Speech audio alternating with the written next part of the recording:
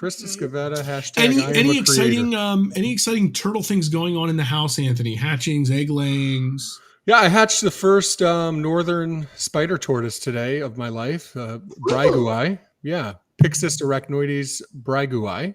That's a new one ever, which is really cool. It just looks like a common spider tortoise, which I've been hatching. But if you're a real nerd about these things, it's really cool when you hatch a new subspecies. So I was pretty pumped today. That was pretty awesome. Stephanie's a mom. Hi, Stephanie. Thanks for being here. Happy Mother's Day, Stephanie. Yeah. Or happy Mother's Day. Yeah, it's okay. It's a celebration. We can keep it going. Yeah. It doesn't have to be. Yeah, it doesn't have to end yesterday.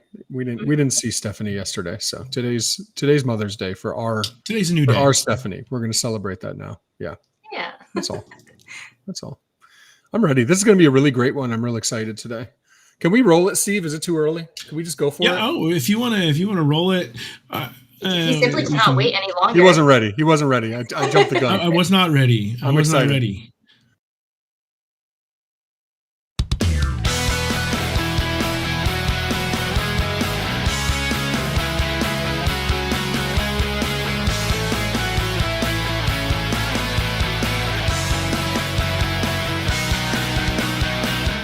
Welcome to the Pondcast, the destination for insightful discussions and interviews on the appreciation, conservation, and husbandry of reptiles, with a focus on turtles and tortoises. Now, let's join our team of turtle nerds. Woo! Welcome, hey guys. Welcome to the Pondcast episode 111. Make a Wish. This is a This is a big one. We're really excited. We had Ari Taub on the show. How long ago was that now? 5 years? 6 years? 5 years about? I didn't think it was that long, but I know it feels like 2 years. It feels like 2 years, which means it's probably 3, but really it's 5. So we're excited to have Ari with us. Obviously, Emily's here, Steve's here, kind of working the background and everything, working the chat. So please, let's keep the chat going. Real excited. And what we talked about all those years ago is now coming to fruition. So we're really excited to be talking about that today.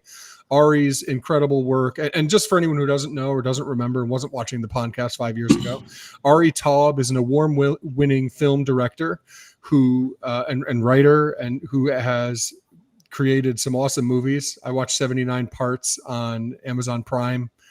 Again, it feels recently, like months ago. It's probably several years ago now. I'm embarrassed that, when you get older, time flies so much faster.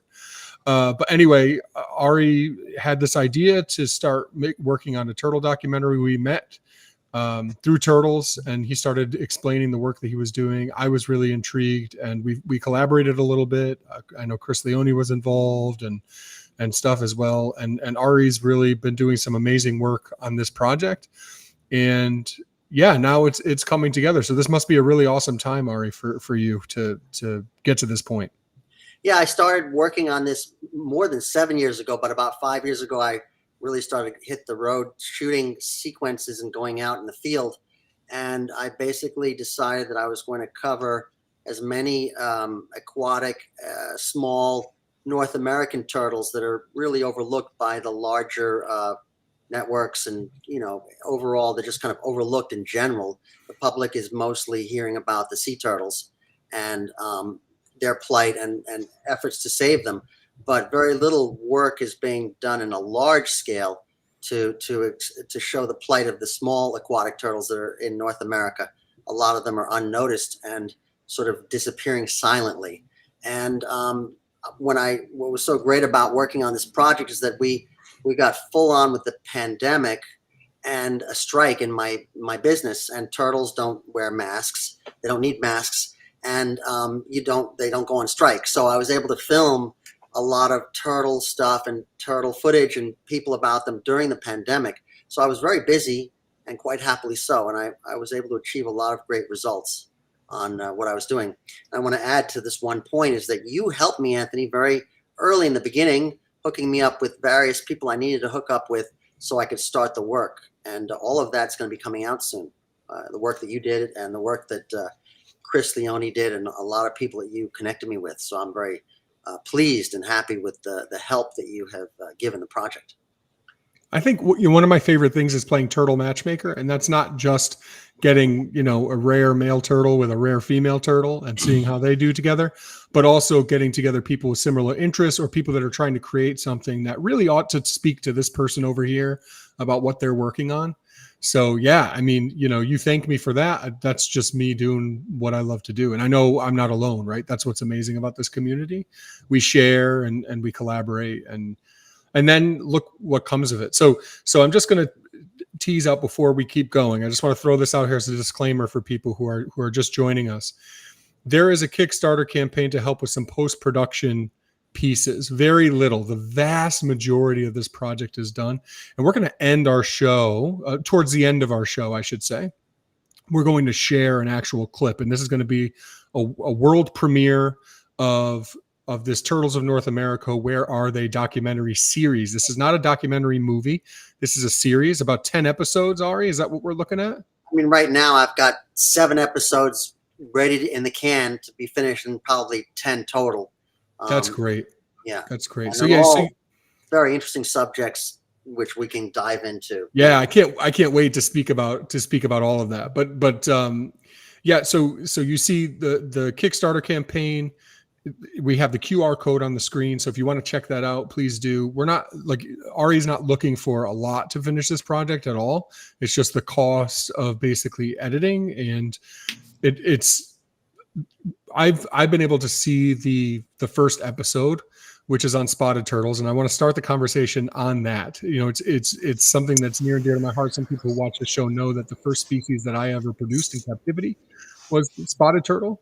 So that's kind of my first, and this is your first episode. So I want to get into that, but you know, the what I've seen so far is absolutely incredible, and people are going to really love it. And we have an opportunity to kind of crowdsource and make this happen sooner than later.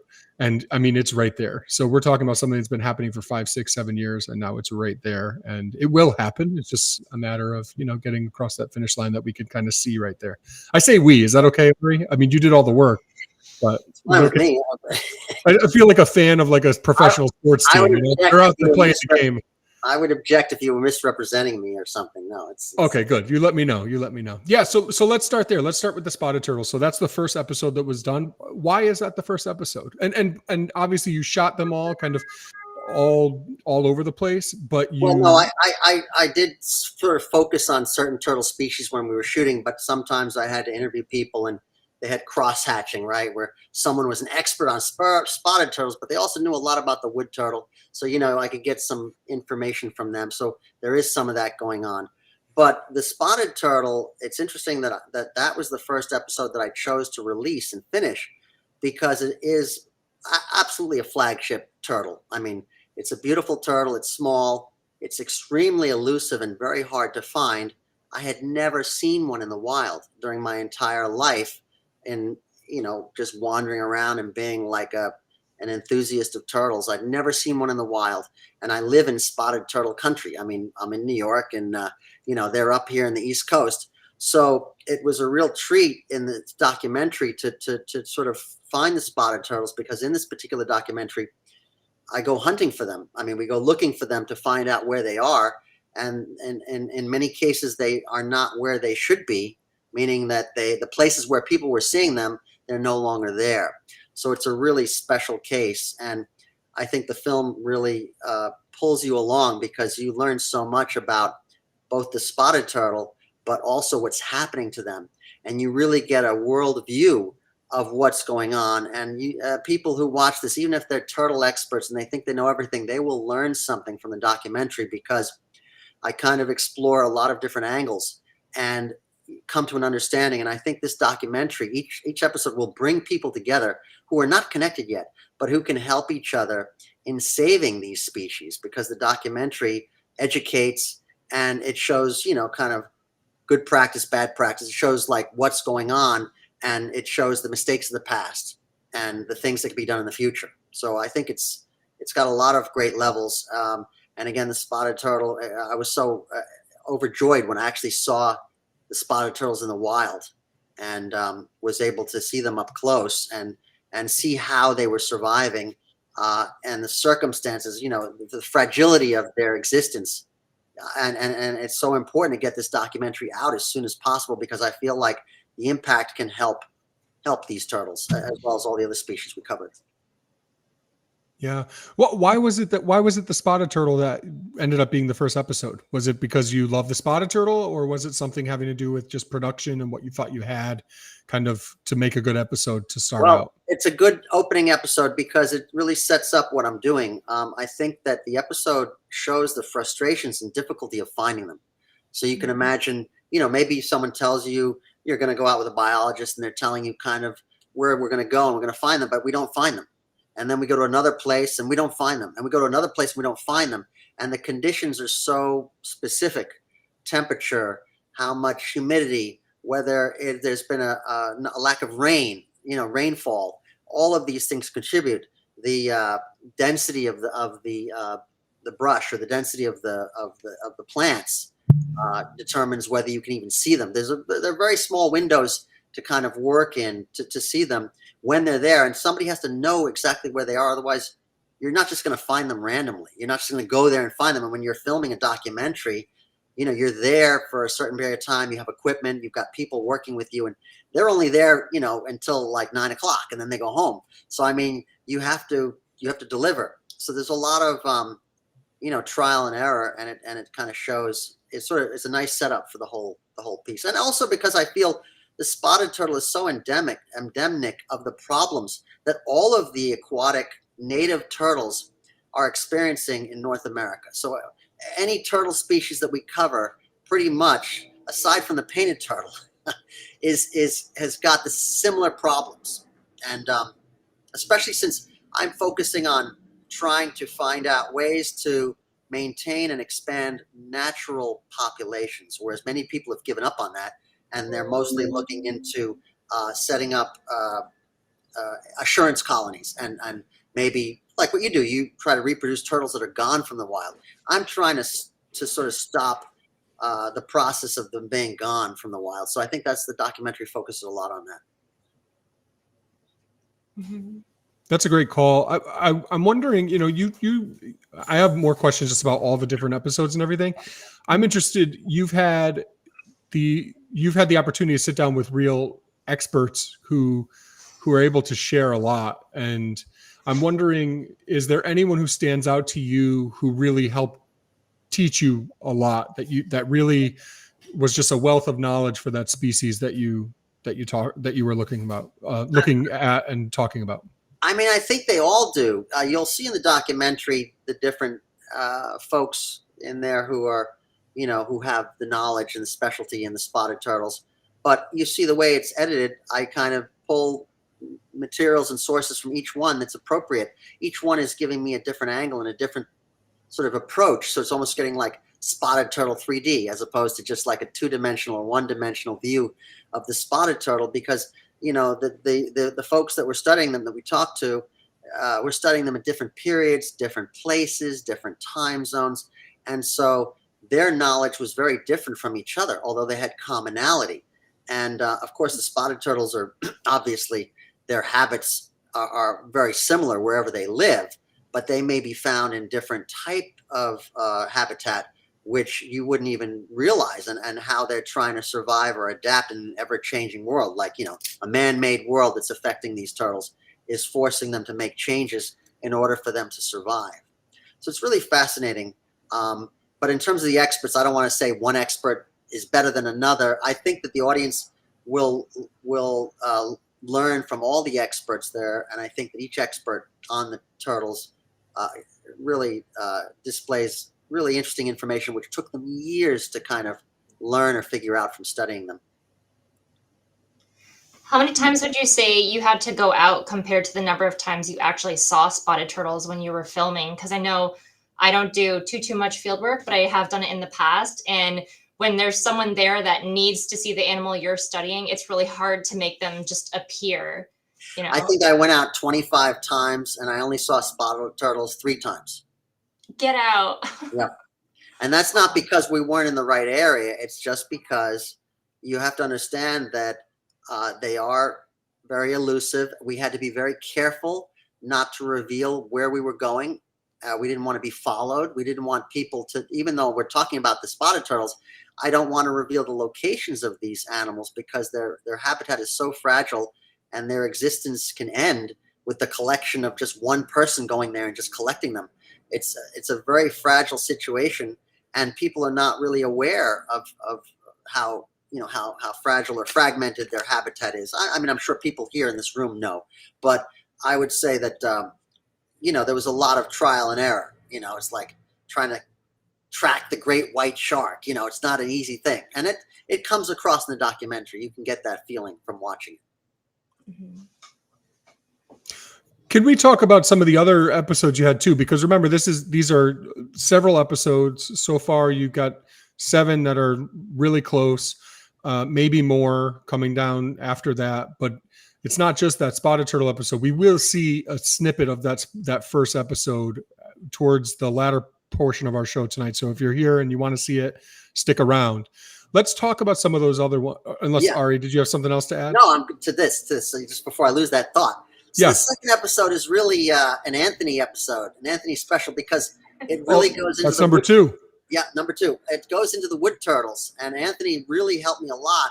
He went out in the field with me, documenting, filming the wood turtles. We spent a lot of time together doing that, and that's the episode. If people put money into this thing, that the first thing they're going to see is that episode after they see the spotted turtle episode. And the wood turtle episode is a favorite because I consider, and many people do, wood turtles to be the most intelligent of the North American semi-aquatic turtles or terrestrial turtles. They are extremely intelligent, and they're very clever. And it's one of my favorite turtles as far as just in terms of being into turtles. The wood turtles are great, and that's going to be a terrific episode. I mean, if you like the first episode, wait till you see this one. They're all going to be great in their own way, and they're all similar. So you're kind of like a little bit like Animal Planet, that kind of thing. I'm in there looking for the wood turtles, and the information on them is different than the spotted turtles. So that's the second episode. The third episode, I think, is on the box turtles, eastern box turtles specifically. And I've had a long history, finding or running into eastern box turtles here and there, but I find them to be the most fascinating, and it's the most important one because they live on land and they can't swim away from you. I mean, they're just absolutely slow as slow can be. And I'm amazed that there's still any of them still out there, surviving because of the fact that, there's so many people and there's so much encroachment, and they've got so many things working against them. So that's episode number 3, is on the eastern box turtles. And I think there's a lot of fascinating stuff because I interviewed one of the foremost experts in the northeast of the United States on the eastern box turtle. And you'll see him in the first episode as well. His name is Bob Cook, and he has terrific knowledge. He's been working with them since the 1970s. So he was great.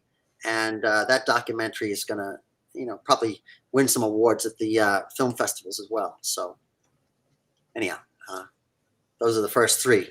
That's wonderful. That's really wonderful. Now, obviously every episode takes on a life of its own because you're in different places, you're with different people, and you're looking for different species.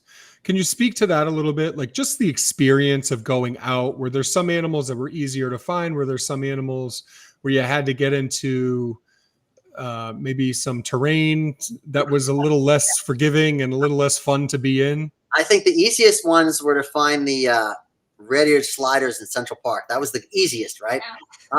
Which I saved for last. That's my last episode because that's the episode that we're kind of it goes into the introduction of invasive species around the planet and that kind of thing. But going back, the other turtle that was the easiest one to locate and to work with was the diamondback terrapin. We went to a place where there's thousands of them, and they're helping to head start them with with the eggs and everything, and get them out into the saltwater marshes.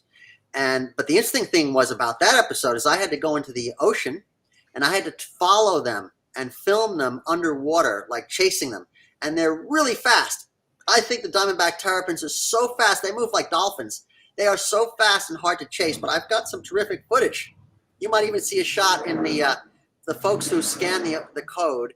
If they watch the little preview on the Kickstarter, they'll see a shot, never done before, of a diamondback terrapin swimming underwater in the ocean and then popping up for air with my camera, like chasing him around, like close. Doesn't exist anywhere in anyone's footage. I'm going to have a lot of this kind of never before seen footage of the turtles, including laying eggs, Blanding's turtles laying eggs, following a painted turtle for like half an hour underwater, crazy stuff like that. The documentary has a lot of great footage where, we get in with the turtles and we spend time with them and we do what the turtles do. The funny thing is when you're doing a turtle documentary, if you're doing an hour-long documentary on turtles, it better be goddamn interesting, because the turtles, what do? They look around, they eat, they hide, they bask, they have sex, and that's pretty much it. You can't entertain somebody for an hour long. That all is done in like 20 seconds. So I had to really learn about these turtles and really get into the backstory about what's going on with them. And I'm very happy that I have enough material to interest even non-turtle lovers in this work. The non-turtle people will become turtle people in the sense that they will learn so much from the work, because it's interesting. It's fascinating. It's presented in an interesting way. It's not just, for the scientist or the turtle maniac or the Ninja Turtle guy or whatever. It's for everybody. It's educational.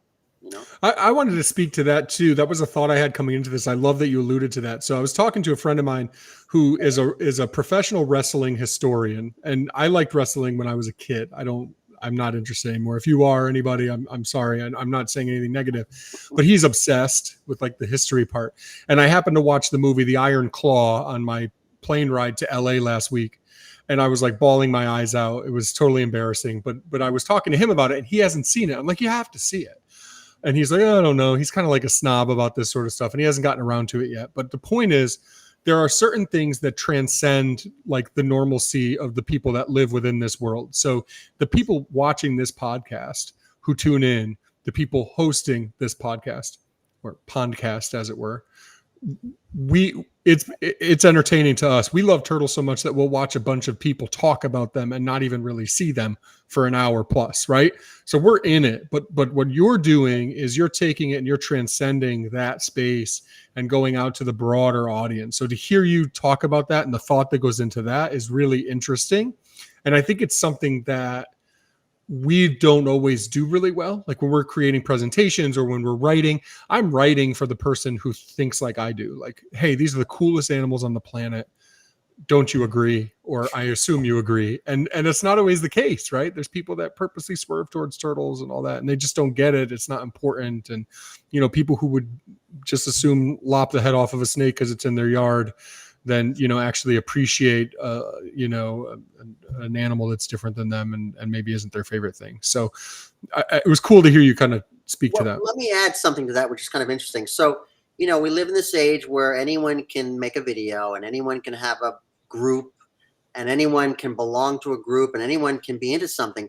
But unfortunately, a lot of people have forgotten that, the medium that I'm in, filmmaking, telling a story, documentary filmmaking, this is a huge amount of work and it's very intensive, and you have to be very focused and you have to know what you want. You have to know how to get there and you've got to deliver. You don't do all of those things well. If you don't shoot it well, if it doesn't sound well, if it doesn't look well, no one's going to care. And a lot of people are too busy making, little YouTube videos, and they just show like, here's my turtle in the garden eating a strawberry. And that's fine, but that's about it. It's 3 seconds. This is much more serious. This is like, David Attenborough and Turtles. It's like it's really going in there and finding out what's happening, what's wrong, what can be done to fix it. What do we need to do here, to fix the problem, or at least identify what is the problem, let people know what they're doing that's wrong, and how can we correct it. And so I think that that's something that makes this so special, because it's not something that you just, you can watch it on your phone or on your home screen or whatever, but this is going to go to festivals. It's going to get on television. It's going to be something that the public will see. It should get, hundreds of thousands of views, and it will have an impact. All the episodes will have an impact. So it's just a matter of now getting the first episode out, and then people understanding and realizing that, oh wow, this is really good. I mean, this is absolutely worth getting behind, and we want to get people excited about it and focused on it. And the Kickstarter is something that I like to do because I hate asking for money. I mean, it's the most awful thing in the world, asking for money. You lose friends that way. People don't talk to you anymore. They think, oh, he just wants me for the money. So by doing the Kickstarter, it removes me, and it lets people who feel some interest in something, if they want to get involved, they get involved. If they don't, they don't.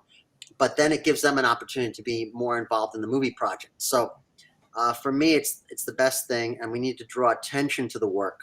And the work goes on. It just goes on whether I raise the money or not. I have to finish the work. So, Anthony, that when you got to feed your turtles, you go to the bank, you get the money, and you buy the food, and you get it from wherever, and you got to feed them. They got to eat.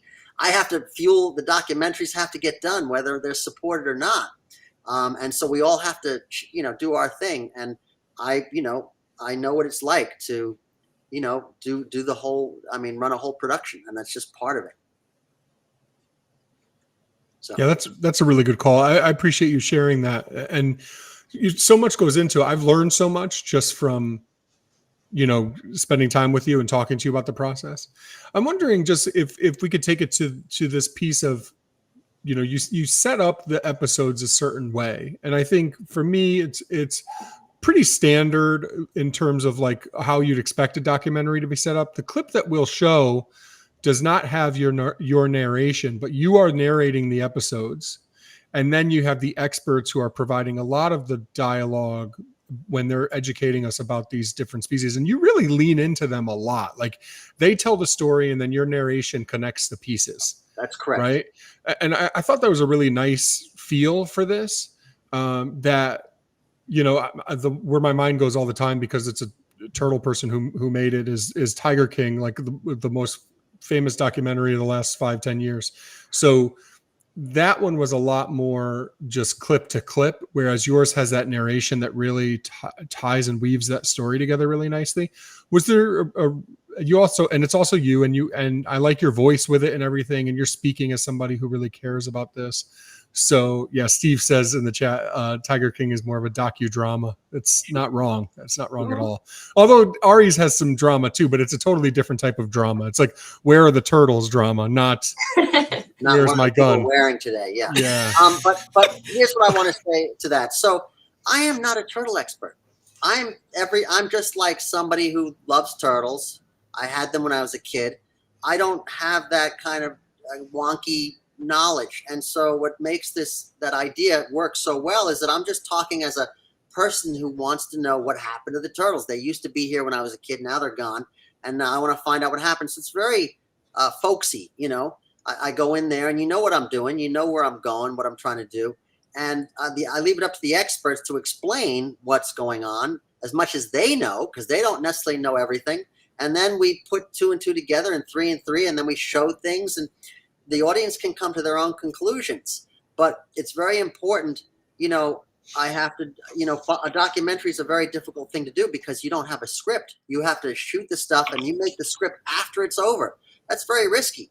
I mean, you better have a good story. You're running around for a year filming turtles. If you don't have a good story, that turtle footage is going to go in the, on the YouTube 3-second spot, which no one's going to watch. So it's the narrative is very important, and it helps to lay down where we're going with it. And it's absolutely necessary. And I enjoy that because I do represent the everyday person in the narrative.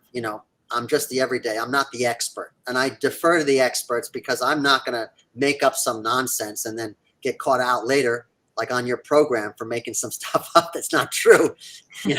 So, but yeah, of course. It's funny. Very few people have seen this film. Anthony, you're one of maybe a handful of people that have seen the full thing. And I really want to show it so badly to the people here. I don't mean the little clip that I'm talking about, but I mean the whole movie.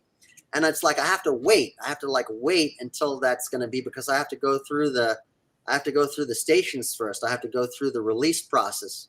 If I show it like to the public privately, then I can't get it into the festivals. I can't get it on television. They're very strict about the rules of engagement, so I have to kind of, but we're very close now, and we're just getting closer every day. So that won't be long. I mean, if we get the money from the Kickstarter, we'll be in a great position to crank the other episodes out as well. So awesome. Steve has a question.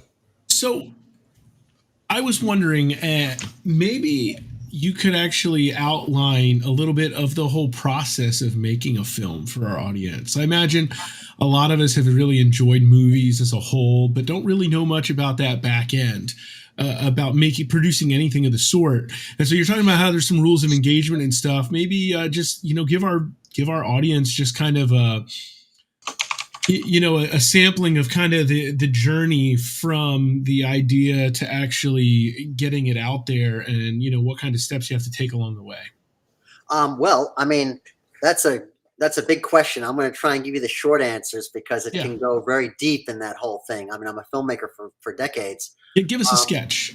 Yeah, you get an idea in your head, and then everything turns out different than you think. So you get an idea in your head, and you go out there and you start documenting it, filming it, and then you kind of want to try to find out what's missing, and you go to different people, and some people hang up the phone, and some people take the call, and some people you can't get, and then you get some, and then you go out and you start filming, and then you've got footage, and then you run out of money for a few months, and then you come back at it again, and you throw some more money at it, and then you're out filming some more, and then you get some more experts, and somebody says, wait a minute, I know so-and-so, and then you go over to them and film them. And this goes on for a year, at least a year for each episode. And then you come back, and then you start editing. And it's a lot of stuff. We're looking at 100 hours of footage that has to be pared down to 50 minutes. So they have to go through all the interviews. You have to spend months, maybe 3 months in the edit room, going through everything and honing it down. I went through maybe 50 cuts, 50 versions of the Spotted Turtle film until I got it just where I wanted it. So if you saw version number 1, you'd say, oh, this is really long. It's like 2 hours. Version 2 is like 1 hour and 50. Version 3 is 1 hour and 30. So you just it's like sculpting. You keep getting closer and closer. It's carving. Reminds me of writing a research paper in college. Yeah. It was always too long, and then I had to bring it down.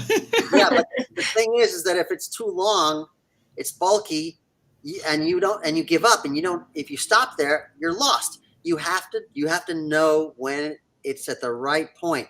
And I mean, even at the last minute, even though we were almost completely done with the first episode, we still had to get more stock footage. We still had to get more topographical footage, aerial footage, whatever it was, no matter what it was, we had to get it because the story needed it. And so you're still working, even color corrections, cleaning up audio, everything must be perfect. One thing wrong with it, and people stop. They lose focus in the piece, and they step out of the piece, and like, geez, I didn't understand what he said. What did he say? What did he say? And you just lose them. Or if you had bad acting, if the turtles they never act bad, but you get bad acting. I mean, even a turtle sat there for a long time and wouldn't move. And, we're rolling and we want this turtle to move, and we can't really do anything to make him move. He don't want to move. He's in his shell, and the camera's rolling. Now, in the old days, it was film. So it was like the film was $200-300 a roll of film. So you burn through that film, and that would be the end of it. But, with digital, you can kind of wait it out. But, back in the day, they did terrible things to animals to get them to do things. I don't know if you heard about the Wild Kingdom documentaries, but they, luckily, turtles, they mostly just swim and they sit around. It's not like filming big cats or filming, wolves or whatever. It's much easier.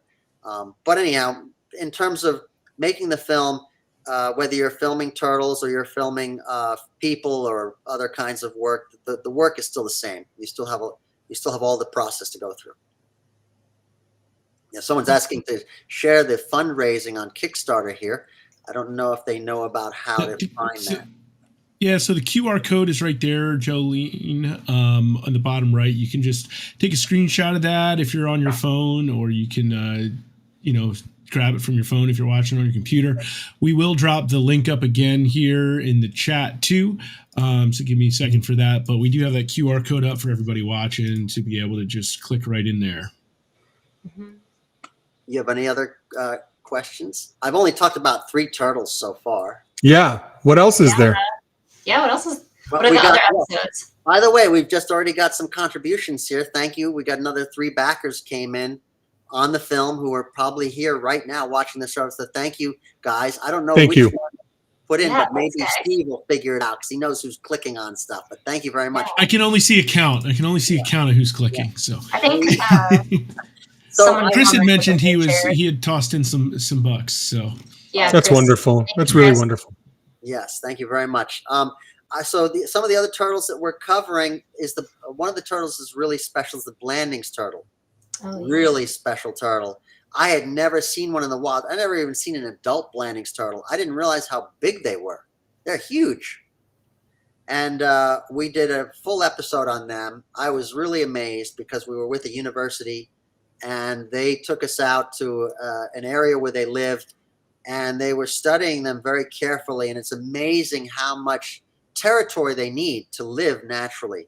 They need a lot of different type of ecosystems that come together in order to survive, and that's probably contributes to why they're so rare. They need to have sort of sandy terrain, but very far from their waters places. I think they will walk a mile or two to the nesting site over land. And if you're going to get some place that's developed up with roads and all that, forget it. I mean, they're really going to have a hard time. They travel over a large area, like grizzly bears. Grizzly bears need like a 60 by 60 mile area for them to kind of roam around, like in Yellowstone. And there's just a few of them, but these turtles need a large area to roam around. And we learned some really amazing stuff about their habits and what's being done to find out how to save them here in New York State. And I just found that turtle to be really interesting because they're so large. They're almost like baby sea turtles, they're just enormous. I mean, they start out small, but they grow so slowly. Anthony, we'll be dead by the time one of those grow up. They move. They do. They grow so slow. Even in captivity, they grow slowly, which is not usually the case for a lot of species, but they are a slow growing turtle. Yeah. Yeah. But I think it's really fascinating. A lot of people don't even know what a Blandings turtle is. It's like, the name is bland, right? It's so bland. And yet it's such an interesting turtle. I was really, I did a lot of, when I was a kid, I used to get the turtle books and I was always reading the turtle books and I was always looking at pictures of turtles and trying to find out where they were. And the range was running right through my house, but I never saw them. I never saw these turtles. 90% of the turtles that I filmed in the documentary, I've never seen them in the wild. So it's, it's kind of a real treat to catch up with these turtles and see how they live, so yeah.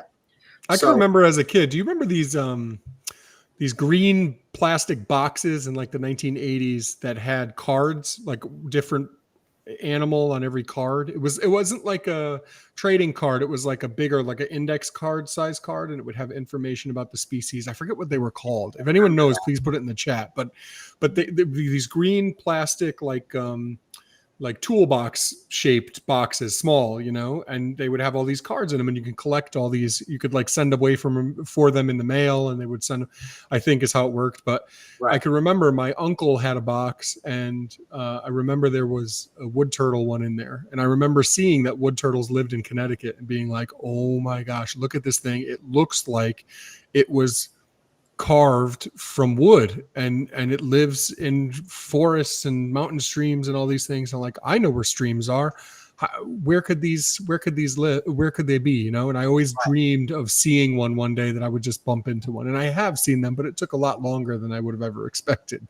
So I totally, relate to that. Reminds me of an interesting thing. So there's a couple of really interesting things I want to tell you, a couple of little anecdotes for the audience here that I think they'll find interesting. So when I was a kid, I grew up in the late 60s, early 70s. And in New York, they had pet shops. There was a pet shop called the Vivarium uptown in the upper east side, a very popular place. They sold wood turtles and spotted turtles. And at that time, the turtles weren't protected. Nobody knew anything about them. And we had wood turtles and spotted turtles that we bought at the Vivarium. And we had them for many years. And even at that time, they were rare. I mean, even in the 70s and 80s, they were already rare, but people weren't thinking about preserving or protecting them. That was very fascinating to me, to realize that when I was a kid, these turtles were just like, they were exporting them all over the world. It was kind of like crazy. Another thing that was really interesting is that when I was very young, I ran into massive herds of box turtles. I mean, massive herds that were moving around like dinosaurs. And I ran into big herds in the 80s in the Everglades. They were the Florida box turtle. I don't know if they still exist in herds, but I mean, I'm talking a herd. You're driving down the road and suddenly you see like 500 box turtles that are all on the move going in the same direction. And they would come out after the rain. And I'd never seen that before. And then the three-toed box turtle, when I was a kid, I saw thousands of them when I was crossing the Carolinas. And people were just driving by, running them over with their cars and getting a big kick out of it. And I just, as far as the eye could see, I was seeing turtles. It was like Buffalo Bill looking at buffalo on the Great Plains. I don't know how many of your viewers or folks here remember the days like that, when the days of turtles, when the turtles were just everywhere. Does anybody here know about those stories, or am I just talking rumors here? When I do my presentations, and Emily's seen this a couple times now, she's a good sport, but I use a quote from Alfred Rogner, and it's a zoology textbook that was used between the 1950s and the 1970s that basically compares turtles to cockroaches. They've been around for 200 million years, virtually unchanged. So they will be around long after man is gone.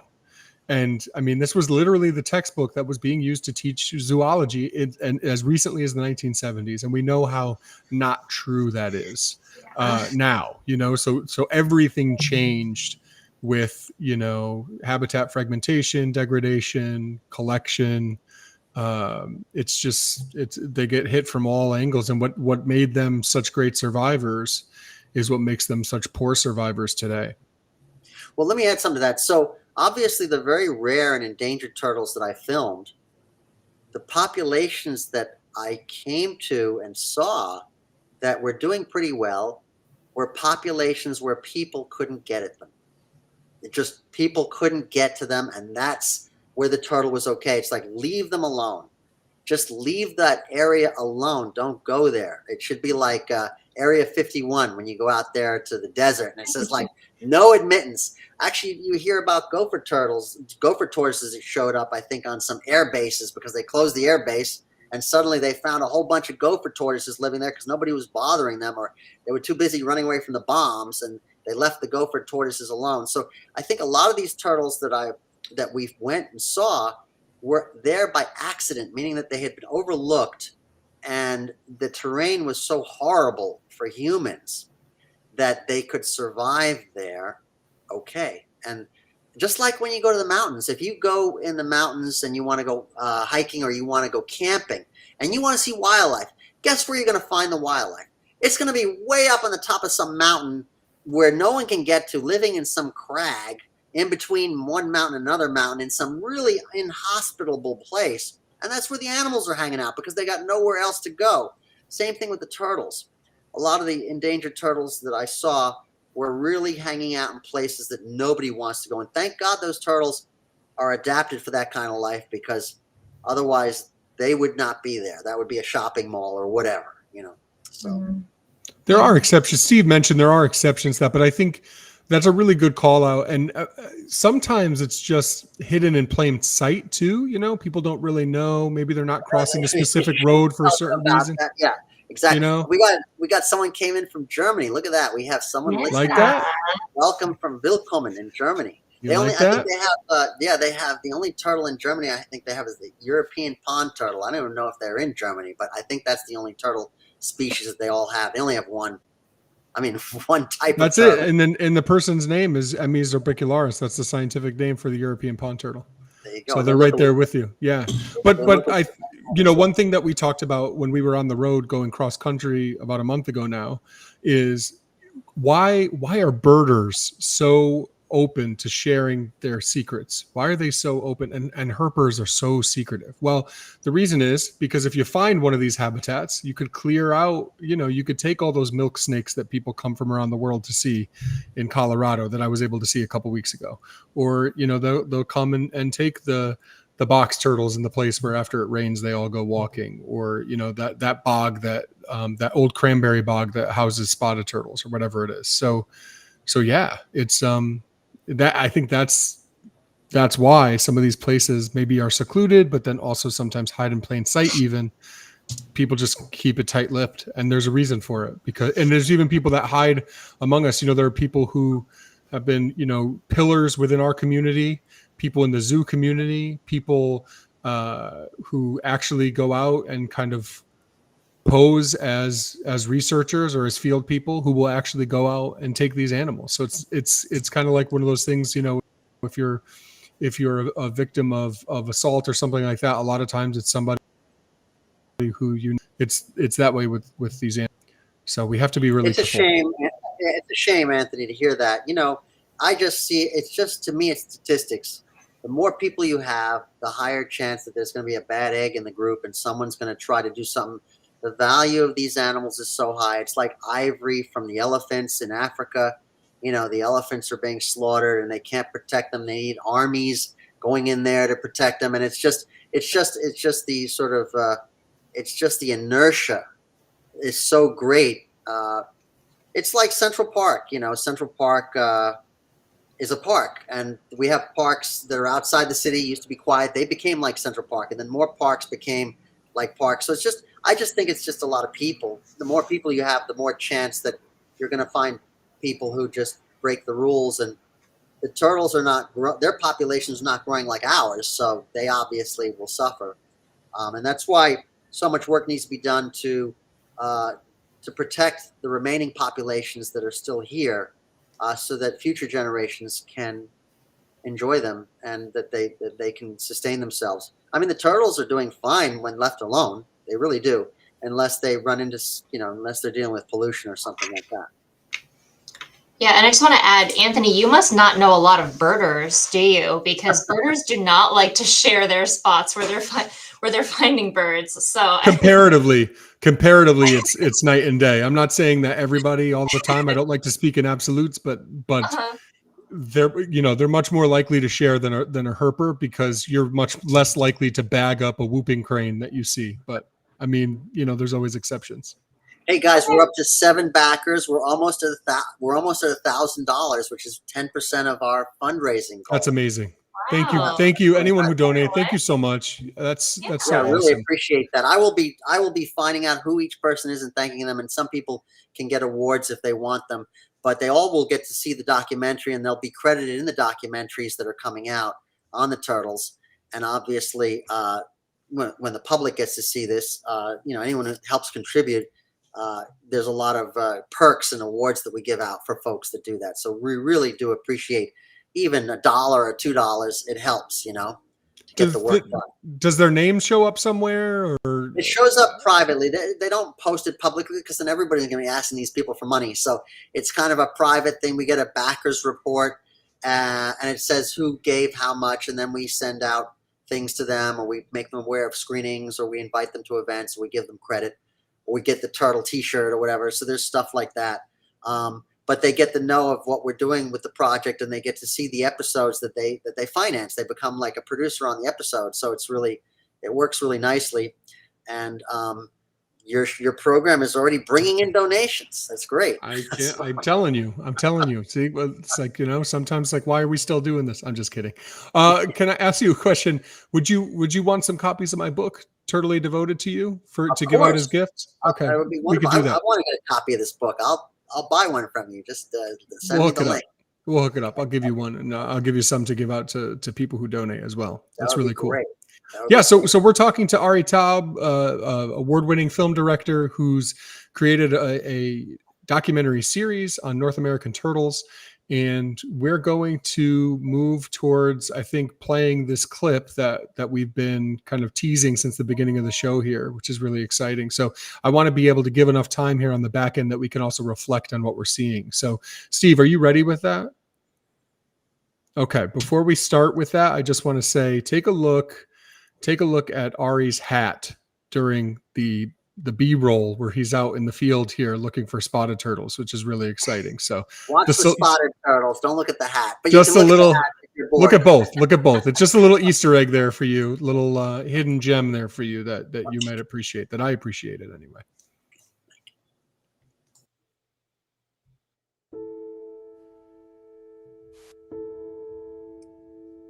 The other thing is that, as you can see, they're very small. And when they're small, they're also very soft. This is an animal that you have to be incredibly careful with because you could easily squeeze it and kill it. So the shell has not hardened yet. And because of that, they're incredibly vulnerable to predation. A blue jay would even eat this at this point. Crows are actually pretty voracious predators of turtle hatchlings. That's why areas like this are so critical, where they have abundant cover. It's also something that this represents the next generation. This is an animal that, with a lot of luck, might grow up and produce offspring that your children or your grandchildren might be able to enjoy in this same area. So this is the future right here. Very few of them make it from egg to adult.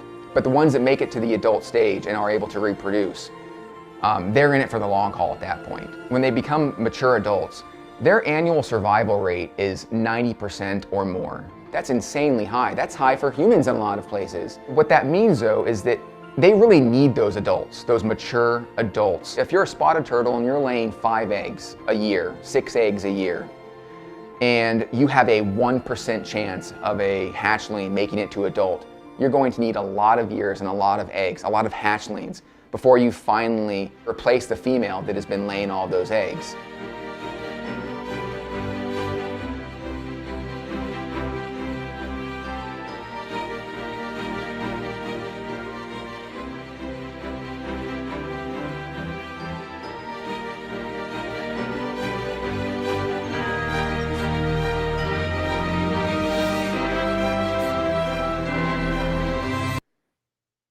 Okay, that's the clip.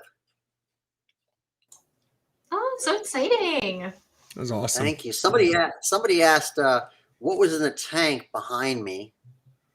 Some of those are Chris Leone's turtles back there that I got from him.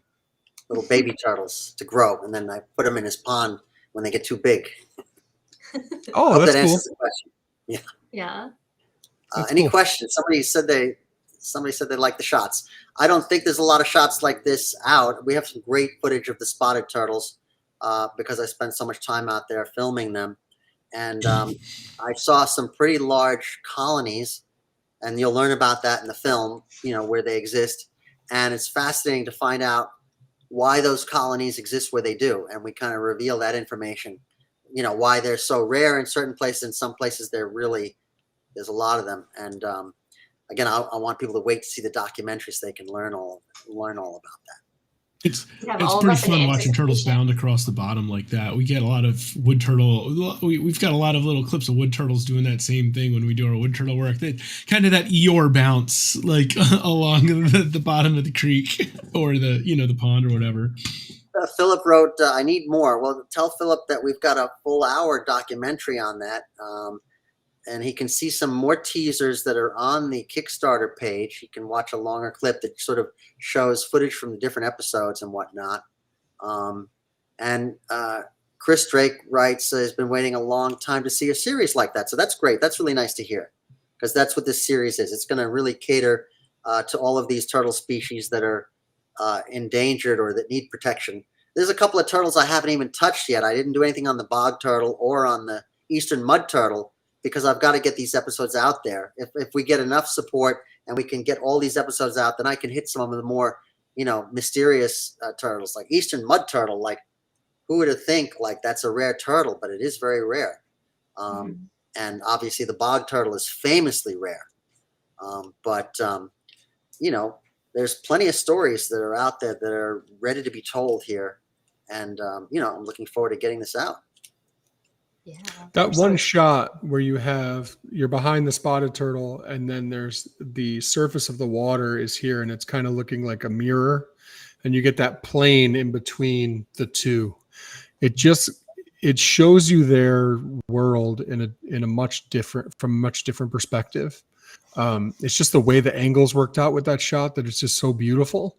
And the water is so the one towards the end. The water is so crystal clear, and you're behind the spotted turtle, and it's going kind of away from you, but it has. Is it over the leaves? Is it in the leaves? Yes, in the leaves. Okay. Let me explain something. So we had to go to what I consider to be that one. We had to go to very pure habitat to find these turtles, where the aquifer is so good that it's so pure and so far away from human, pollution or whatever. and those turtles are existing there. And I consider spotted turtles to be an indicator species, which is very important. An indicator species of the health of a habitat, because you're not going to find spotted turtles in dirty water or whatever. They're gonna be found in very healthy habitat. There's some turtles that live in dirty water. Obviously, you find them in lakes and rivers and wherever, the sliders and all that. But the spotted turtles really need clean water, and they can even survive in brackish water. We found some spotted turtles that were living in brackish water, which was really fascinating to me. That they would be in the brackish water. I didn't know that. I hadn't heard of that either. Yeah, they also use the brackish water, I think, to cleanse themselves of parasites and things. So they kind of self-healing. Even the box turtles we found, they were swimming in brackish water or sitting in areas where the water was salty to heal wounds that they had, open wounds and whatnot. So interesting stuff that the turtle geeks might really get into that part of it. Yeah, for sure. I shouldn't say turtle geeks because there's a lot of people into turtles here, and that's insulting. So that's okay. We're geeks. We're geeks. Yeah, nerds. I love the title. I take it. I accept it. Yeah. Yes. That's cool. Thank you. MC Herps has given me a pledge. I don't know how much they donated yet, but they've given a pledge to the movie. I really appreciate that. Oh my God. I think MC Herps gave us a lot of money. We're at 1,200 now. We went way up. That must be thank MC you. Herps. Thank you, MC Herps. And the important thing is for folks to spread the word and let other people know, because I want to be able to come back on the show and be able to show the documentary to your people, like to your members and stuff. I would like to show screenings. I'm trying to set up a screening. I want to get a screening with the New York Turtle and Tortoise Society. I want to get a screening for the Mid-Atlantic Turtle and Tortoise Society. I want to get screenings up in Nantucket and up in Cape Cod at the wildlife refuge up there, the Audubon place, because these are all places that helped us do the film. So we're planning to do a lot of screenings over the summer, and we just want to get the word out so that people can see the film, and they will learn some really interesting stuff. And I think it's going to be helpful for these turtles. I think the turtles are going to benefit from these documentaries. There's no question in my mind. I mean, I'm not giving out the address of where they are, and I'm not promoting that people go over there and collect them. We're trying to show what's wrong, how to fix it, what you can do to do your part in helping the turtles to stay wild. And I think it's great. I mean, I think it's something a long time needing to come out. I've been wanting this to come out for a long time, and you know that, Anthony. We've been, since I met you, I don't know, 8 years ago. I've been working on this thing, so I certainly put the time in. So yeah, cool. What does the finish line look like for you now? So we definitely have a ton of interest, and I know you said you finished up almost about 7 episodes. Where do you have to go from here? Well, the episodes have to be released. They have to be, like, the first episode's completely done. The other episodes need the narration put in, and they need to be compiled. That happens pretty quick. It's like a factory line. You kind of do 1, 2, 3. It happens very fast. But we need that finishing money so we can get that done. Because, of course, I had to exhaust all the resources to get this far. And, when you make a movie, if anyone makes a movie, it always costs more than they think it does. It just always does. It's just it's the nature of the business. It's a tough business, and you have to really work at it, and you got to stay on top of it. So that's just the way it is. Yeah. You may think that the project where you're doing smaller production than, say, the larger movies that you've made, but you have a professional editor who does editing to edit these episodes. So that's a big chunk of what this money's going to, correct? Yeah. Well, the editing, each episode costs about $5,000 to $10,000 to get them on the screen. That's just the post-production. And the thing is that I do not work alone. It's not just me. I have very talented people. I have a very talented cinematographer, very talented editor, very talented post-production sound designer, very talented people that write and work with me on the writing and all that. So you kind of work with a small group of people who are really good at what they do, and they put out award-winning quality work. You need that kind of team.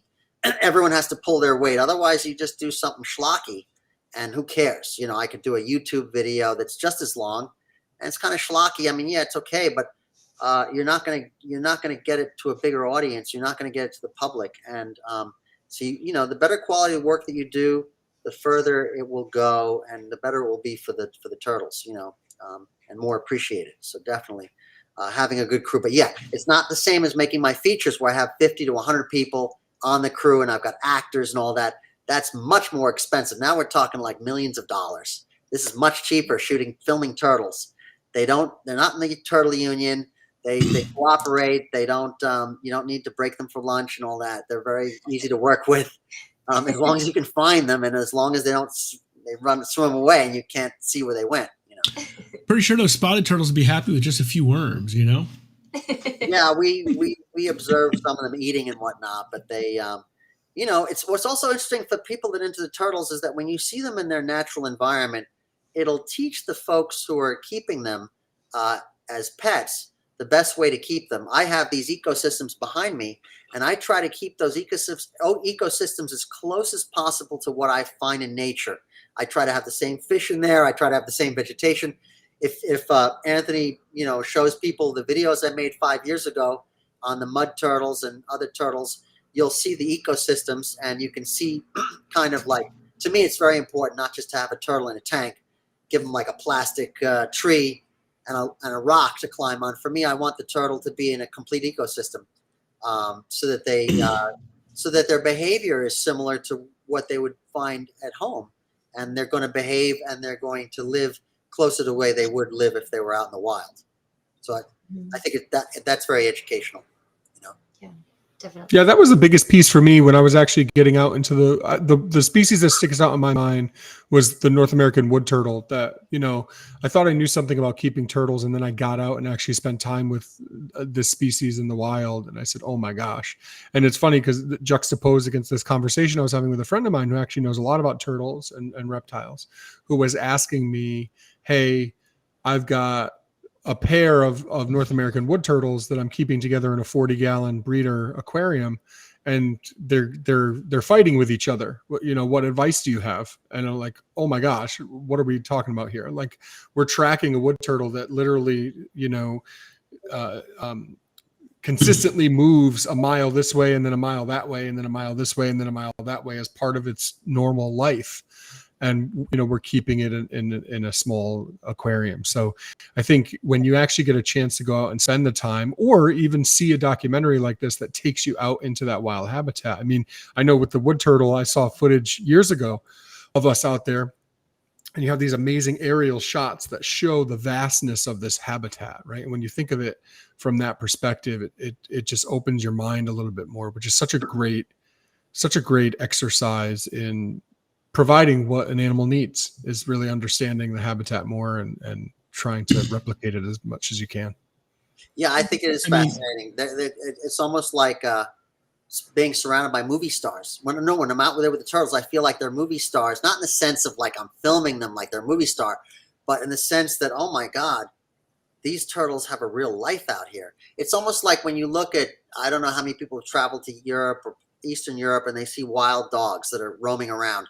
And then you come home and you see these pet dogs that are all on leashes and they're in little apartments, and when they make a poop, they're kind of embarrassed and the owner cleans it up. And then you go to like Greece and there's like packs of 50 dogs, all different types, and they're all just laying around hanging out and they're having a great time, and no one's put them on a leash. They're happy as hell. They're so happy, and they're running around and no one's bothering them. And of course they're having a hunt for food and stuff, and they're chasing cats. But those dogs are so happy. And I look at these poor miserable dogs in the city that are waiting to go out to take a walk, and they only can pee on that tree, and then someone's yelling at somebody.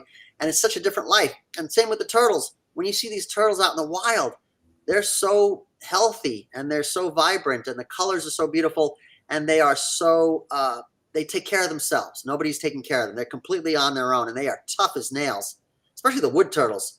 They are very strong and very tough, and they can go through tough terrain.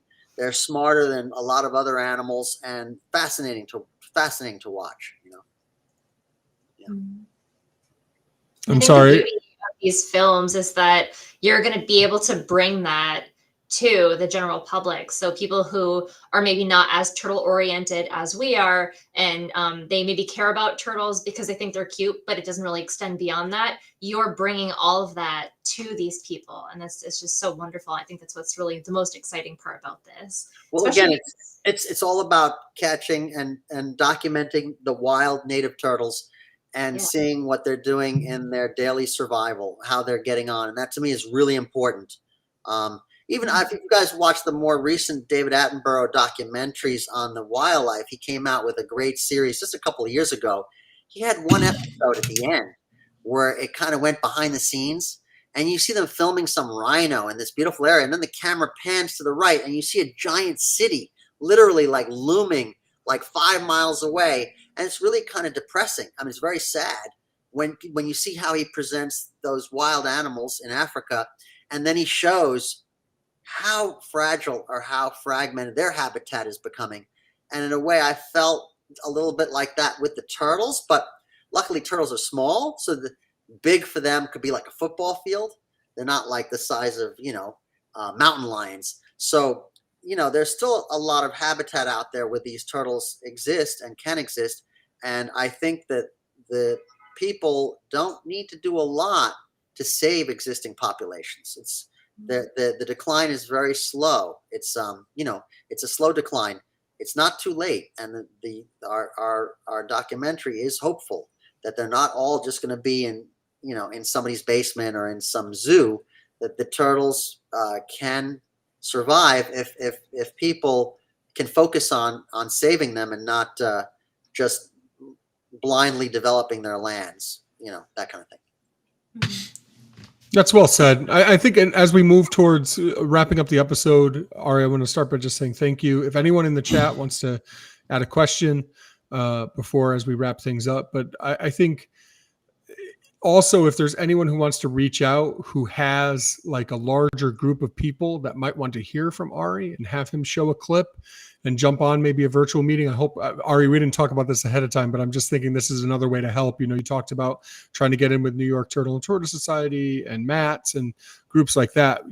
There may be people in other parts of the world who may be interested in supporting or hearing about this work that's kind of culminating and coming together right now at a very exciting time.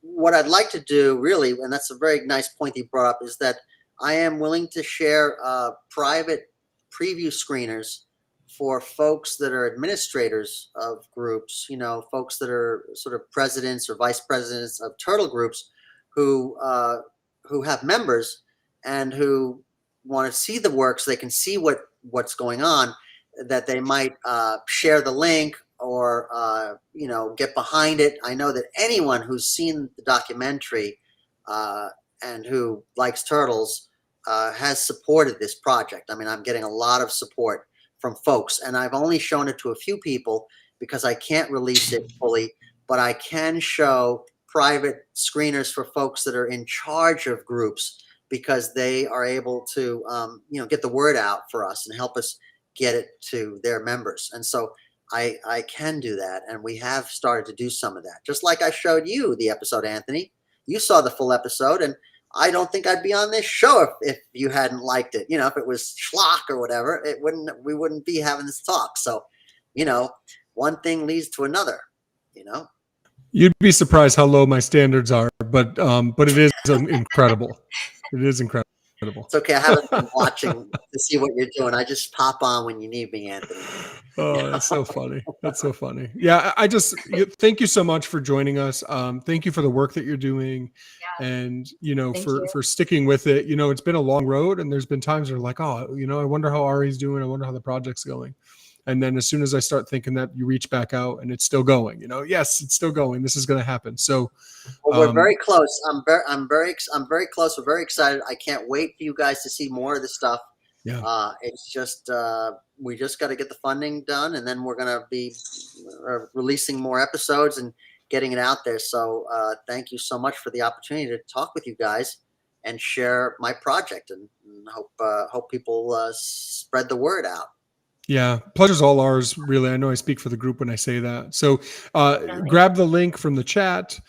take a picture of the QR code, share it with somebody you know who might be interested in learning more. We will be back. We're going to do another second Monday of the month next month. So we're going to be on June 10th because we want to come together and celebrate the Turtle Room's anniversary. That's our 13th anniversary, Steve. Is that correct? So we're going to get together. We're going to get together and celebrate that. Our anniversary is on June 10th every single year. So that'll be fun to do with you because that's a Monday. So mark your calendars down.